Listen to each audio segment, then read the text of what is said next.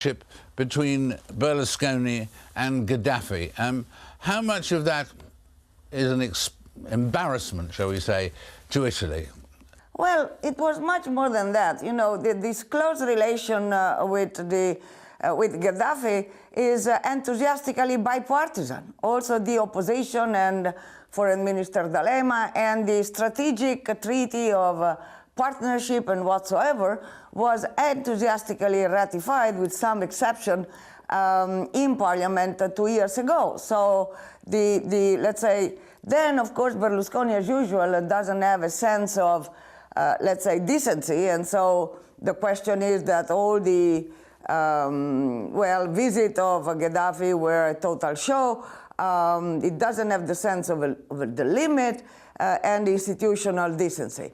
But in the substance, this agreement, and particularly the Article 4, the question of immigrants and so on and so forth, anyhow, that was enthusiastically approved, bipartisan, with the opposition involved. That's why the embarrassment is, well, you can feel it, but not only from Berlusconi.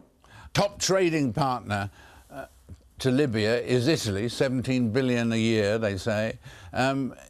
Is that level of trade under threat today? Well, I think that these figures is definitely exaggerated. The last figure I saw for 2010 was more or less 7 billion. But definitely there is a lot of interest in from the Gaddafi family in Italy, in Eni, in Fiat, in Juventus, in whatsoever. There is, but I must say that there is also a lot of interest with the French, and not to forget English and UK. Tony Blair was a consultant of the Libyan Sovereign Fund. So let's say the interest, the Libyan interest in Europe are go very, very deep, and in Italy also because of gas and oil. But I think it's widespread. But Colonel Gaddafi says he is, quote, going nowhere, unquote. Do you think in a few months' time he will still be ruling in Libya? Will he survive this? Well, I hope not, on behalf of the Libyan people, because we in the West, when we were looking at Gaddafi, we were only looking at, let's say, massacres with non-Libyans. So we always remember Lockerbie, or we rightly remember the bombing of the French airplane in Niger. But we must remember that he was a terrible guy against his own people. People tend to forget that in the Abu Salim, 1,000 prisoners were shot back in the 90s. So I hope, on behalf of the Libyan people, that he will not be in charge of the country. Exactly how it has been in the past year, that is totally unacceptable. And what he's doing now is waging war against his own people. And I think an international inquiry has to be decided immediately, because it's important to take note and to take stock. I think there are elements of crimes against humanity.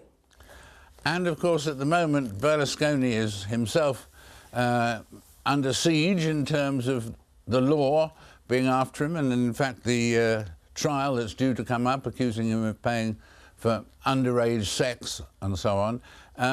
In that particular situation, do you think Berlusconi has no hope in such a trial, or does the fact that there are 3 women there make it tougher for him or easier for him in this trial, or will he still somehow pull the strings himself?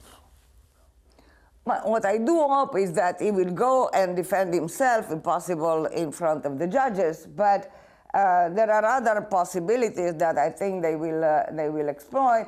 For instance, postponing the trials for institutional commitments, or many other issues that are legal under our law. But on behalf of all of us, I hope, on the contrary, that he would go in front of the judges and prove to be innocent, I hope. But for all of us, of course, could be better if he could prove himself innocent. And this is what I think he should do. And in fact, do you think he would ever step down voluntarily or step down under pressure, or is that something that he would find repugnant? No, I don't think that he will step down under pressure. And the weakness in Italy is that, first of all, the democratic institutions are so weak, and so since a long, long time. I think that Berlusconi is the result of a system that has become weaker and weaker. Now, I do think that in democracy, I hope we would be in a position to defeat Berlusconi through the political process, meaning through elections, because that is what democracy should be. But as I said, the state of the democratic institution in my country is pathetic. And in fact, if he was found guilty in this trial, could he stay on as Prime Minister? Well, it will take a long time, you know, and I think that if he's found guilty, he could not. And in the meantime, I hope that also the opposition will finally find an alternative, because the weakness of this situation is this: even if people who, let's say, voted for Berlusconi but are strongly disillusioned now, the question is, okay, but who else? What is the opposition proposing? And in fact, this is the weakness of the situation and of the system. And the weakness is that my country is totally paralyzed. We have a bad government, the opposition is totally fragmented, and the institutions have been totally emptied from the inside. The parliament is a parliament of people who are nominated and not elected. The judiciary is sometimes politicized.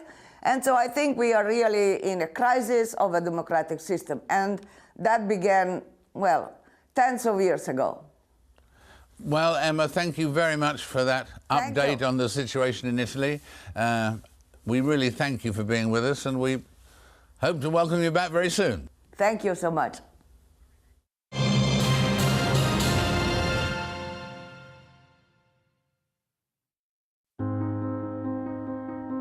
It is in the details, a look, a connection,